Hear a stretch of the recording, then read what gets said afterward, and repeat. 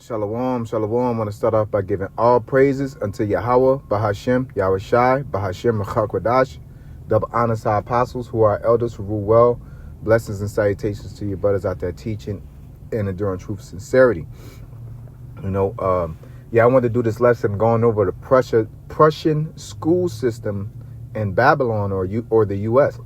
or AKA the U.S. because America is also known as the daughter of Babylon. Okay, which could be proved in the book of Psalms, also in the book, I believe it's Isaiah as well. But getting back to it is that, what is a Prussian school system? The Prussian school system is a German, it originated as a German educational system, and it was implemented with the intent to make its citizens more faithful to the nation. All right. It wasn't for education. It was meant to make the citizens more faithful or fight harder in the armies. Okay. So matter of fact, let's just get it. And then we'll, I'm going to use the AI overview because it gets straight to the point. This AI shit is just crazy, but that's neither here nor there. It says the Prussian school model, the Prussian model of education was created in the 18th century and was designed to produce citizens who were obedient, respectful, and devoted to the state. The Prussian system has several characteristics, including curriculum, teaching, school year, funding, supervision, compulsory education. Okay, the Prussian model was a response to social unrest and military failings of Prussia in the Napoleonic Wars. The goal was to produce citizens who would be good soldiers, workers, and clerks. The Prussian model has influenced education systems around the world, including the United States. Okay, and once you go in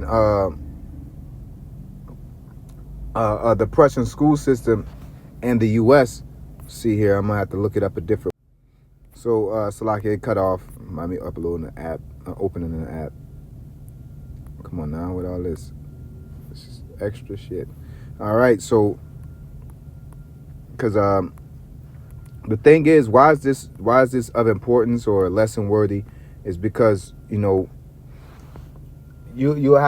understand when you do some studying on a Prussian school system, education system. You'll understand how they're programming. Pretty much, they're programming the citizens to be worker bees and consumers.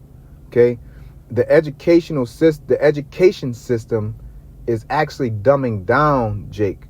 Okay, dumbing down. Things like that, and dumbing down Jake, and they're not being as smart. I was reading this one book, which led me to this, through the spirit. I was just thinking about it, and I found it, and I got a book on it, and I started, how Jake go down the rabbit hole. But there's a book called Weapons of Mass Instruction. Okay, this book is written by John Taylor Gatto. Okay, and it really goes over it in depth, showing how the school reading level had dropped the more they funded into education. Okay, so there's a couple things I want to bring out before I forget. So, because one of the Rothschilds, I think it's David, who funded the Prussian school system in America, and it was like John House or something like that, who went and researched and found out about it. Okay, so it says the Prussian school system, established in early 19th or 18th century in Prussia, now part of Germany, significantly influenced the development of public education in the United States. Here are some key points about its impact. Universal education. The Prussian model emphasized universal access to education, which resonated with American ideals of democracy and equality. This concept helped pave the way for the public schooling in the U.S. And this is not about emphasizing access to education. It's emphasizing hoarding and hoarding sheep. That's all it was. Because schooling wasn't you didn't have to go to school at a point in time in the U.S. They made it a regulation state by state through the Prussian school idea. Okay. And it says compulsory attendance. The Prussian system was one of the first to implement compulsory school attendance and a principle that was adopted by the U.S. by many U.S. states in the late 19th century. Standardized curriculum, teacher training, things like that. So, see here. We'll look up who funded the Prussian school system in the U.S.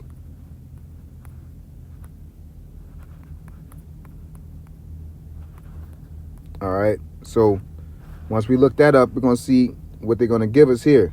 Okay. It says the Prussian school system in the U.S. was primarily influenced and funded by various local and state government, but it is also received support from educational reformers and philanthropists. Key figures such as Horace Mann, advocate for public education, and modeled the American system after Prussian principles. The movement for public schooling in the 19th century. Yeah, they're not going to say it up in here, so we got to go and dig deeper. That's Esau, and it shows you how this AI is still protected. It's not nothing. And I think it's a Rockefeller, or I think it was a Rockefeller that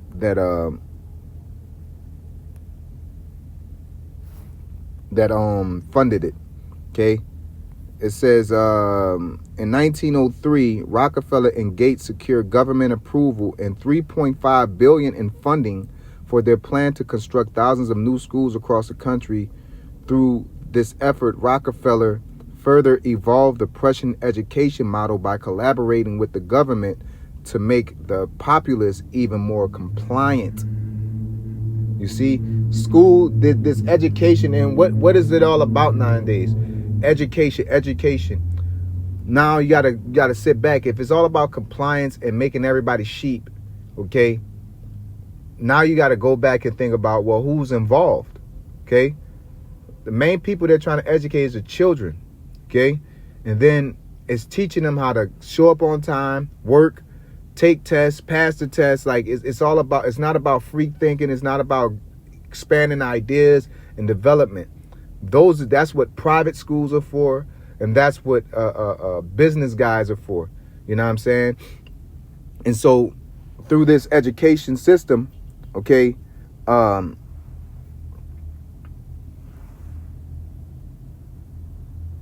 like I'm reading something real quick because I want to read this as well.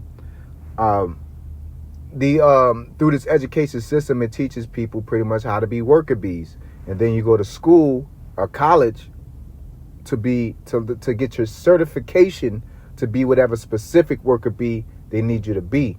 But to be somebody that creates something like a car, airplane, dams, it stifles that ability. It stifles the ability to think on your own.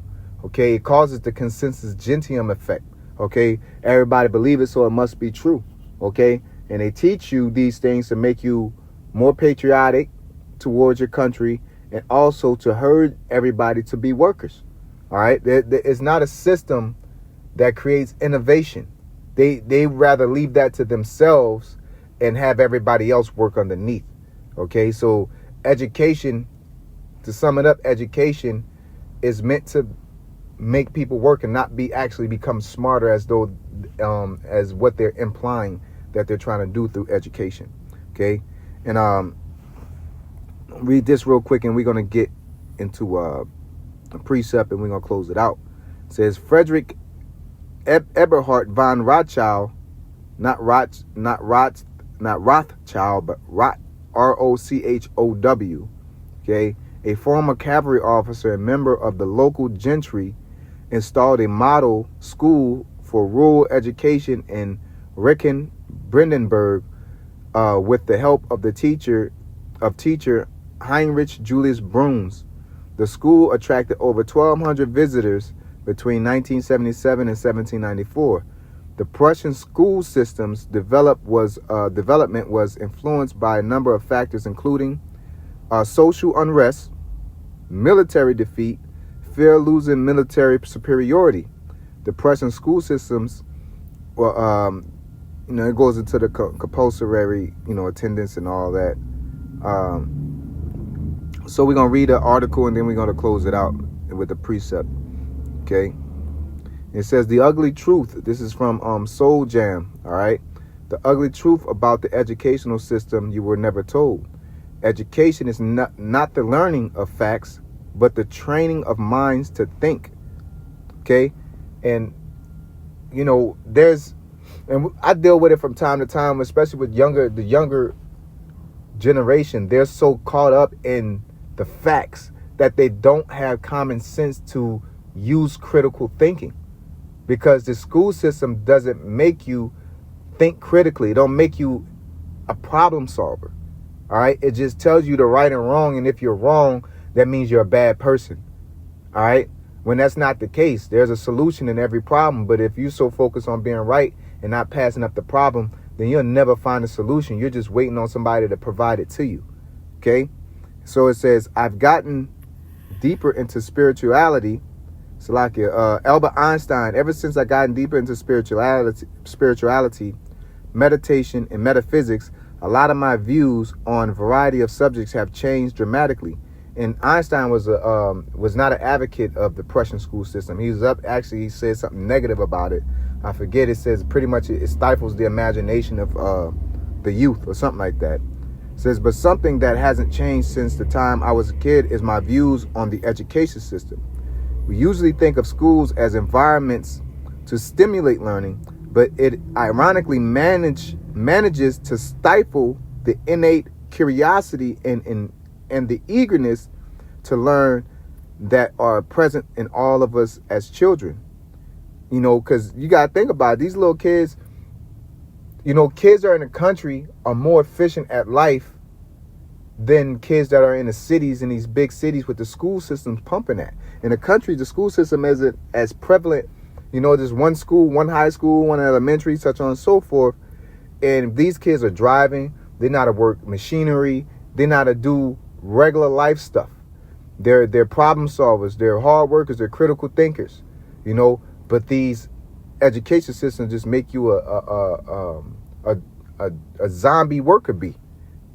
I can't figure it out. I need the government to give me a job. I need to, it don't give you this way of figuring it out on your own. Okay. It says it promotes mindless conformity and conveniently ignores the fact that we are all unique individuals with different talents, inclinations, and inspirations. Yeah, because some people are soldiers. Some people are thinkers. Some people are hands-on. Some people are verbal. Some people are by sight. How the hell are you going to educate a room full of different individuals in one way? Like a structured, so that don't mean that one person's smart. No, it just labels you and then send you and ship you off into whatever category of society that Babylon wants you in. So that's what the school system does. Oh, you're a failure in school, so we're gonna put you where you got to work at McDonald's or this job or that job. It's just structuring you to figure out where you belong in society. When people that maybe they can't sit down like that. Maybe they need to learn hands-on. Maybe they need to be verbalized. Maybe because you'll have a teacher that attracts certain people. We all went to school to know, right? But I don't want to drag it out with that. But it should be common sense that everybody don't learn the same. Okay, so that don't mean you're dumb because you're not a visual person. You're more of a hands-on person or experienced person or verbal. It don't make you dumb because their curriculum doesn't fit, but they create the standard so everybody, and the standard is not to make a person smart or dumb. It's meant to label you like that. All the smart people are the people that show up on time and just do what the pamphlet says and remember the pamphlet. All right. I know a bunch of smart people that can't take tests. I've seen kids in high school, kids smart as hell, 4.0, but he couldn't take tests.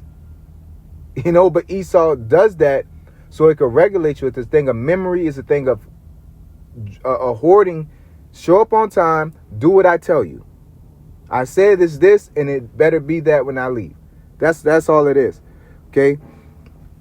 It says, school curtail independent thinking and puts all of us through standardized tests and sees it as a good indicator to determine someone's level of intelligence. You see, I even read this article, man. That's through the Spirit.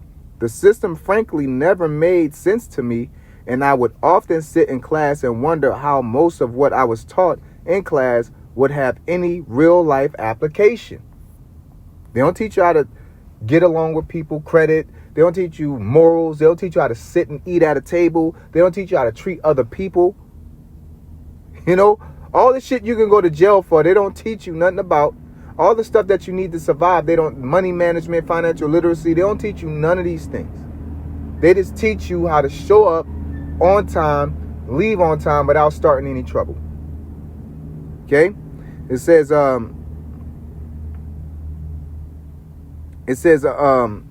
what if I told you, Salakia, I'm going to go up a little bit, but upon exploring the origins of the current education system, it has finally started to make perfect sense, and I've discovered that it is serving the very purpose it is designed to accomplish.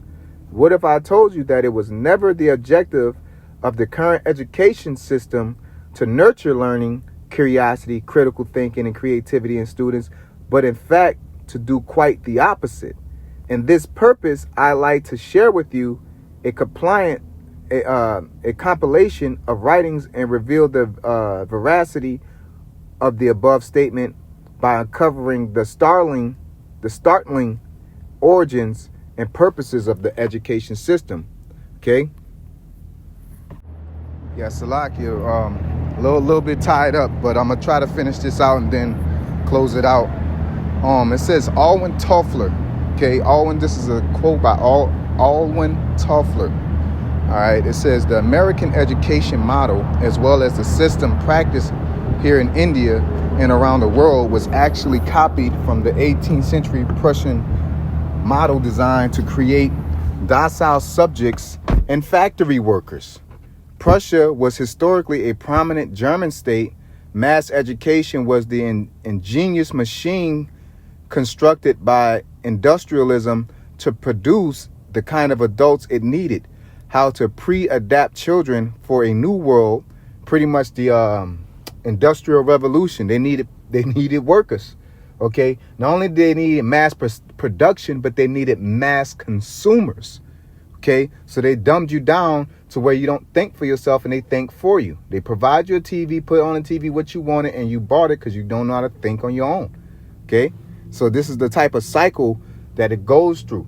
All right, so this is a deep-rooted farming idea, you know, and it's lesson worthy because Jake just send their kids off to school and think because they do good in school that they're intelligent. You know what I'm saying? No, you know, as the scriptures say, train up a child in the way he should go when he is old, he would not depart from it, right? So if you're training them up to be a worker, be a drone, you know, a zombie, then they're gonna follow whatever's on TV. That's why you got as much as they're pumping all this money into the educational system. Look how dumb and docile these kids are. You could just say anything on TV and they have no common sense to critically think like, no, that don't make sense. Why would they do this and this and that when you could have just made this happen, right? Because they're so detached from reality. Everything is in a book. Everything's on TV, right? So it's mass education, Salakia. A world of repetitive indoor toil, smoke noise, machines, crowded living conditions, collective discipline, a world in which time was to be regulated not by the cycle of the sun and moon, but by the factory whistle and the clock. The solution was an educational system that, in its very structure, simulated the new world, the Industrial Revolution. This system did not emerge instantly. Even today, it remains throwback elements from pre-industrial society. Yet the whole idea of assembling masses of students, raw material, to be processed by teachers, quote-unquote workers, and the central located school, factory, aka factory. So the teachers are the workers, teaching other workers how to be workers. teaching students how to be workers, and the school is a factory. So it's all simulated in the same fashion. You take your lunch break, you get your recess. All these things are and the same thing with prisons and all that. It's all a constructual system of keeping everybody in line, not to make you smarter. Okay? Says the whole administrative hierarchy of education as it grew up followed the model of industrial bureaucracy, the very organization of knowledge into permanent disciplines was grounded on industrial assumptions. Children marched from place to place and sat in assigned stations. Bells rang to announce changes of time. The inner life of the school thus became an anticipatory mirror, a perfect introduction to the industrial society, the most criticized features of education today. Okay, so the whole point is that they created this to make people worker bees. All right, so we're gonna read this and then we're gonna close out for the sake of time. It says Ephesians 4:14, that we henceforth be no more children, tossed to and fro and carried about with every wind of doctrine, by the sleight of men and cunning craftiness, whereby they lie in wait to deceive. Okay, because this is not them trying to help you. This is the way Esau works, the forked tongue. Where we're going to try to educate you. Really, it's not. They're going to educate you on how to be a worker bee, and they're trying to present it as you could achieve this and this and this and that and get all these trinkets if you listen to us and follow our things that we need. You know, like they said, a 4th grade reading level can get you by in life. Adding up, but then when you can't talk how you can properly talk, that means you're dumb and everybody blah blah blah, whoop de whoop. You know, for example, and I'm not saying that, but I'm gonna say this: like Floyd Mayweather, they said Floyd Mayweather can't read, and I was arguing with this woman a long time ago, and she was like, "Yeah, man," she was making fun of Floyd. Oh, he can't read, but I'm like, but he's making millions. You know, it's like, yeah, but I wouldn't want to make millions and can't read. Why? Don't you read and get education to make money? So you don't have no critical thinking to sit there like, why do you go to college? Why are you spending money just to be smart? What purpose are you utilizing it for? Everybody go to college to get money. Nobody goes to college and say, you know what, I'm just trying to be a genius out here and let everybody know my credentials. No, they're doing it to get into a profession so they can make money with it. So if Floyd Mayweather did it without an education, why is it funny for him not to be able to so-called read as good as your college students or as a high school person? He dropped out, right? So the whole this is what I mean. I'm not saying that that's the way to life, but that was his way of life, and that's his success as a human being. If he dies, his family's taken care of in the Babylonian way. Isn't that the point? Right? But it became this place of you're not better than me because you don't have a higher education than me. No, that's hoarding and hurting people and putting everybody in their lanes. But meanwhile, reality is showing you a lot of these entrepreneurs and business people, a lot of them don't have educations. A lot of them had inspiration and innovation. Okay? I'm not telling Jake how to be successful in this society. This society is going to be destroyed. What I'm saying is there's more to being intelligent than going to Esau school. Just learn your basic math and reading, but you can the bulk of the history is not even in the school systems.